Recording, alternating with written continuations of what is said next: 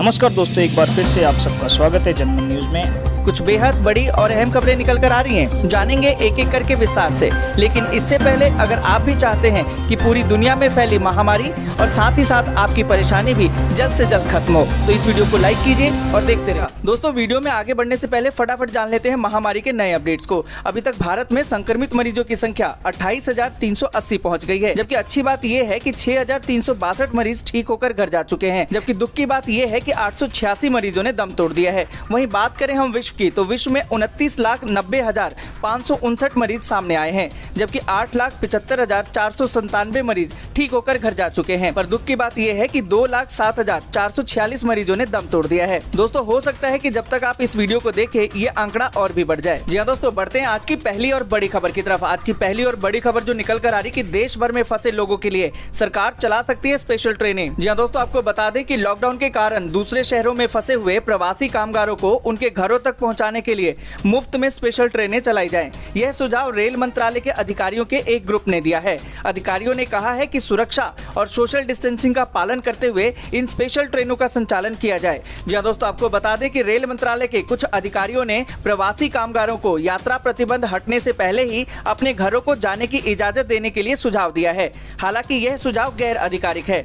देश में सार्वजनिक यातायात को शुरू करने को लेकर अंतिम फैसला केंद्र सरकार को ही करना है। यह दोस्तों, आपको बता दें कि रेल मंत्रालय के अधिकारियों ने सुझाव दिया है कि ट्रेनों को नॉन स्टॉप चलाया जाए। इसके अलावा प्रवासी कामगारों के उनके गंतव्य पर पहुंचने पर दोबारा जांच की जाए। राज्य सरकारें अपने नागरिकों को क्वारंटाइन करे और उन्हें स्थानीय स्तर पर परिवहन की सुविधा उपलब्ध कराया जाए। उन्होंने अपने सुझाव में कहा कि श्रमिकों को मुफ्त टिकट और सीट नंबर भी आवंटित किए जाए। जी हाँ दोस्तों, आपको बता दें कि हमारे बहुत सारे मजदूर भाई हैं जो अलग अलग जगहों पर फंस गए हैं। अगर ऐसे में ये ट्रेन चलती है तो उनके लिए ये बहुत बड़ी खबर हो सकती है। तो आप अपने नाम के साथ कमेंट कीजिए और हमें बताइए कि आप किस राज्य में फंसे हुए हैं। दोस्तों, आगे बढ़ने से पहले वीडियो को लाइक और शेयर जरूर कर दें। अगर अभी तक आपने चैनल को सब्सक्राइब नहीं किया है तो सब्सक्राइब करें, बेल के आइकन को दबाएं, ऑल नोटिफिकेशन को जरूर ऑन करें। और इसी के साथ बढ़ते हैं अगली बड़ी खबर की तरफ। अगली बड़ी खबर जो निकल कर आ रही कि मजदूरों को उनके राज्य भेजने की तैयारी शुरू। जी हाँ दोस्तों, आपको बता दें कि महाराष्ट्र सरकार 6 अन्य प्रदेशों के प्रवासियों को उनके राज्यों में वापस भेजने पर विचार कर रही है। प्रदेश के मुख्य सचिव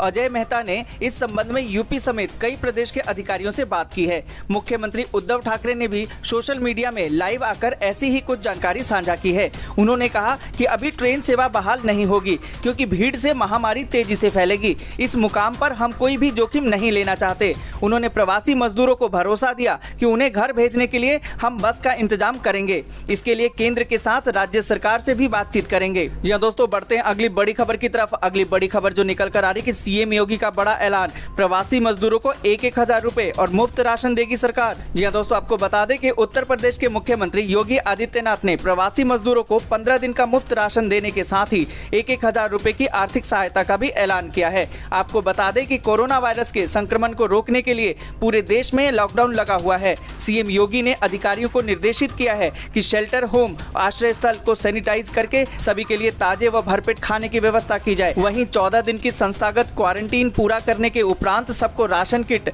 व 1,000 रुपए भरण पोषण भत्ते के साथ ही होम क्वारंटीन के लिए घर भेजने की व्यवस्था की जाए। जी हां दोस्तों, आपको बता दें जानकारी के मुताबिक आश्रय स्थलों में रहने वालों का वहीं पर पंजीकरण करने के बाद यह पैसा सीधे उनके खाते में भेज दिया जाएगा। जी हां दोस्तों, हम आपसे पूछना चाह रहे हैं कि राज्य सरकारें और केंद्र सरकारें अपनी तरफ से पैसा तो दे रही हैं, क्या आपके पास ये पैसा खाते में आ रहा है कि नहीं? आप हमें कमेंट करके जरूर बताएं। जी हां दोस्तों, बढ़ते हैं अगली बड़ी खबर की तरफ। अगली बड़ी खबर जो निकल कर आ रही कि हरियाणा के ग्रीन जोन जिलों में जल्द शुरू होगी रोडवेज बस की सर्विस। जी हां दोस्तों, आपको बता दें कि हरियाणा सरकार ने लॉकडाउन में छूट देते हुए 12 जिलों को ग्रीन जोन घोषित किया है। इन जिलों में व्यापारिक और आर्थिक गतिविधियां शुरू हो गई हैं। इसी के साथ इन जिलों में जल्द ही रोडवेज बस की सर्विस भी शुरू होगी। जी हां दोस्तों, आपको बता दें कि ग्रीन जोन जिलों में बस सेवा शुरू होने से लोगों को बड़ी राहत मिलेगी। रोडवेज की बसें चलने से लोगों को अपने गंतव्य तक पहुंचने के लिए परेशानियों का सामना नहीं करना पड़ेगा। इन बसों में सफाई का पूरा ध्यान रखा जाएगा। इसके साथ ही एहतियात के तौर पर सभी बसों को सैनिटाइज भी किया जाएगा। जी हाँ दोस्तों, आपको बता दें कि रोडवेज की बसें शुरू होने से ये आम आदमी के लिए राहत भरी खबर हो सकती है। ऐसे में जो भी श्रमिक कहीं फंसे हुए हैं तो वो आसानी से अपने घरों को जा सकते हैं। अगर आप चाहते हैं कि ऐसी सुविधा पूरे देश में जल्दी ही लागू हो तो आप अपनी राय कमेंट करके जरूर बताएं। दोस्तों, अभी आगे ऐसे ही जरूरी खबरें और महत्वपूर्ण जानकारियां बाकी हैं, तो इस वीडियो को अंत तक जरूर देखिएगा जिससे कि आपसे महत्वपूर्ण जानकारियां मिस ना हो जाए। जी हाँ दोस्तों, बढ़ते हैं अगली बड़ी खबर की तरफ। अगली बड़ी खबर जो निकल कर आ रही है कि सीबीएसई देगा छात्रों को राहत, कम हो सकता है कक्षाओं का सिलेबस। जी दोस्तों, आपको बता दें कि लॉकडाउन के कारण central board of secondary education यानी कि सीबीएसई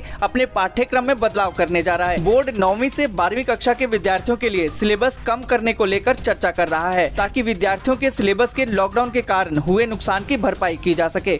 बोर्ड ने इसे लेकर निजी स्कूलों से अपनी अपनी राय देने को कहा है ताकि लॉकडाउन के बाद बचे हुए समय में विद्यार्थियों को पूरा सिलेबस कवर न करना पड़े। यह दोस्तों आपको बता दें कि बोर्ड 11वीं और 12वीं के biology, chemistry, computer science, economics, English core, physics और गणित में कुछ यूनिट कम कर सकता है। इसके साथ ही 9वीं कक्षा की इंग्लिश लैंग्वेज और लिटरेचर, हिंदी ए और हिंदी बी के विषय के सिलेबस में भी कुछ चैप्टर कम कर सकता है। इसके साथ ही कक्षा 10वीं के सोशल स्टडीज सिलेबस में भी बदलाव किया जा सकता है। यह दोस्तों बच्चों की पढ़ाई का बोझ कम करने के लिए जो सीबीएसई ने कदम उठाया है, उस पूरी खबर पर आपकी क्या राय है, कमेंट करके जरूर बताएं। जी हां दोस्तों, बढ़ते हैं अगली बड़ी खबर की तरफ। अगली बड़ी खबर जो निकल कर आ रही कि शिवराज सरकार का बड़ा फैसला, बढ़ाई गई रिटायर होने वाले अधिकारी और कर्मचारियों की सेवा अवधि। जी हां दोस्तों, आपको बता दें कि मुख्यमंत्री शिवराज सिंह चौहान ने कोरोना संकट के बीच बड़ा फैसला लिया है। प्रदेश में 30 अप्रैल को रिटायर होने वाले कर्मचारियों और अधिकारियों की सेवा बढ़ाई जा रही है। उन्हें 3 महीने की संविदा नियुक्ति दी जाएगी। इसको लेकर सामान्य प्रशासन विभाग ने आदेश भी जारी कर दिया है। जी हां दोस्तों, आपको बता दें कि दरअसल मध्य प्रदेश कोरोना के खिलाफ शासन के अधिकारी और कर्मचारी भी जंग लड़ रहे हैं, जिसके चलते 30 अप्रैल को होने वाली रिटायरमेंट की अवधि बढ़ाई जा रही है। इन्हें 3 महीने की संविदा नियुक्ति पर रखा जाएगा। यह आदेश 30 अप्रैल 2020 को सेवानिवृत्त होने वाले अधिकारियों और कर्मचारियों पर लागू होता है। जी हां दोस्तों, बढ़ते हैं अगली बड़ी खबर की तरफ। अगली बड़ी खबर जो निकल कर आ रही कि मध्य प्रदेश सरकार ने लॉकडाउन में फंसे हुए राज्य के लोगों के लिए की ई पास की व्यवस्था। जी हां दोस्तों, आपको बता दें कि देश भर में कोरोना वायरस की वजह से लॉकडाउन लगा हुआ है। ऐसे में मध्य प्रदेश सरकार ने एक राहत भरी खबर दी है। इसके अंतर्गत अब प्रदेश के अंदर एवं बाहर फंसे हुए लोगों के आवागमन के लिए ई पास जारी किया गया है। जी हां दोस्तों, आपको बता दें कि वे लोग जो जिलों में लॉकडाउन के कारण रुके हुए हैं तथा अपने संसाधनों से वापस अपने घर जाना चाहते हैं, वे अपना आवेदन वेबसाइट पर कर सकते हैं। आवेदन करने के बाद संबंधित जिलों द्वारा ई पास जारी कर दिया जाएगा। इसी प्रकार दोस्तों, आपको बता दें कि प्रदेश के बाहर रुके हुए लोग अपने संसाधन से अगर अपने प्रदेश आना चाहते हैं तो वे भी आवेदन कर सकेंगे। जिस जिले से वापस आ रहे हैं उन्हें उस जिले के अधिकारी द्वारा ई पास जारी किया जा सकेगा। दोस्तों, अगर आप मध्य प्रदेश या मध्य प्रदेश से बाहर कहीं भी फंसे हुए, अब सरकार आपके लिए ई पास की व्यवस्था करेगी, तो ये खबर आपके लिए राहत भरी खबर हो सकती है। आप हमें कमेंट कीजिए, बताइए कि किस राज्य में फंसे हुए हैं। या दोस्तों, बढ़ते हैं अगली बड़ी खबर की तरफ। अगली बड़ी खबर जो निकल कर आ रही कि कोटा के बाद प्रयागराज के स्टूडेंट का नंबर, फंसे छात्रों को घर भेजेगी योगी सरकार। जी दोस्तों, आपको बता दें कि कोटा के हजारों छात्रों को उनके घरों तक पहुंचाने के बाद प्रदेश के मुख्यमंत्री योगी आदित्यनाथ अब उन छात्रों को भी उनके घर पहुंचाएंगे जो प्रयागराज में अध्ययनरत हैं। मुख्यमंत्री योगी आदित्यनाथ ने प्रयागराज में प्रदेश के अन्य जिलों के रहने वाले छात्रों को उनके गृह जनपद पहुंचाने का आदेश जारी किया है। इसके बाद करीबन 10,000 छात्रों को 300 बसों से उनके गृह जनपद तक पहुंचाया जाएगा। जी दोस्तों, आपको बता दें कि वरिष्ठ अधिकारी अवनीश अवस्थी ने कहा कि राज्य सरकार अब प्रयागराज में फंसे हुए छात्रों को उनके गृह जनपदों तक भेजने की व्यवस्था कर रही है। ये छात्र लॉकडाउन में यहाँ फंस गए थे। इन छात्रों को भी चरणबद्ध तरीके से जनपदों में भेजा जाएगा। इनकी संख्या करीबन 9 से 10,000 है। जी दोस्तों, बढ़ते हैं अगली बड़ी खबर की तरफ। अगली बड़ी खबर जो निकल कर आ रही कि 3 मई के बाद लॉकडाउन 3, ग्रीन जोन में छूट, रेड जोन वाले इलाकों में कोई छूट नहीं। जी दोस्तों, आपको बता दें कि प्रधानमंत्री नरेंद्र मोदी ने कोरोना वायरस संक्रमण की देश में मौजूदा स्थिति और इस कारण 25 मार्च से लागू देशव्यापी लॉकडाउन सहित अन्य विषयों पर सोमवार को विभिन्न राज्यों के मुख्यमंत्रियों के साथ वीडियो कॉन्फ्रेंसिंग के जरिए बैठक करके चर्चा की। सूत्रों के अनुसार 3 मई के बाद ग्रीन जोन वाले इलाकों में छूट दी जाएगी। वहीं बात करें रेड जोन की, तो रेड जोन इलाकों में कोई छूट नहीं मिलेगी। पीएम ने मुख्यमंत्रियों से कहा कि अर्थव्यवस्था को लेकर परेशान होने की जरूरत नहीं है। जी दोस्तों, आपको बता दें कि मोदी सरकार की सारी कवायद अब कोरोना से सबसे प्रभावित इलाकों को कंटेन करने की है और इसके लिए देश को 3 हिस्सों में बांटा गया है। इनमें सबसे ज्यादा खतरा रेड जोन में है, यानी कि वो इलाका जहां कोरोना संक्रमित मरीजों की संख्या 10 या उससे ज्यादा है। इसके बाद ऑरेंज जोन है जहां कोरोना मरीजों की संख्या कम है लेकिन संक्रमण का खतरा बना हुआ है, और तीसरा जोन है ग्रीन, यानी वो इलाका जहां कोरोना का कोई मरीज नहीं है या जो मरीज थे वो पूरी तरह ठीक हो चुके हैं। जी दोस्तों, आपको बता दें कि सूत्रों के अनुसार पीएम ने बैठक में कहा कि लॉकडाउन का देश को लाभ मिला है। उन्होंने लॉकडाउन पर राज्य को संयम का मंत्र भी दिया है। दोस्तों, कोरोना महामारी की वजह से देश भर में लॉकडाउन लगा हुआ है जो अगले 3 मई को खत्म हो जाएगा। क्या आप चाहते हैं कि 3 मई को लॉकडाउन खत्म हो?